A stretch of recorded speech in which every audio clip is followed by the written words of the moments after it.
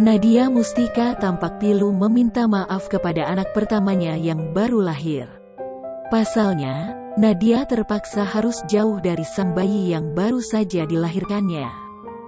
Hal itu terjadi lantaran Nadia Mustika dinyatakan terpapar COVID-19. Harus melakukan isolasi mandiri guna penyembuhan, Nadia Mustika pun belum bisa bertemu sang bayi. Untuk diketahui, bayi Nadia Mustika kini diurus oleh sang ayah, Rizky Da. Melihat kehadiran sang anak pertama, Rizky Da tampak semeringah.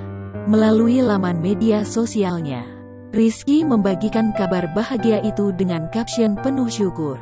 Rizky Da mengabarkan bahwa nama anak pertamanya itu adalah Baihaqi Syaki Ramadan. Di balik kabar bahagia yang diungkapnya, Rizky juga mengurai kabar sedih.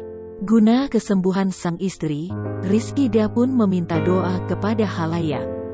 Terpapar COVID-19 saat melahirkan tampaknya membuat Nadia bersedih.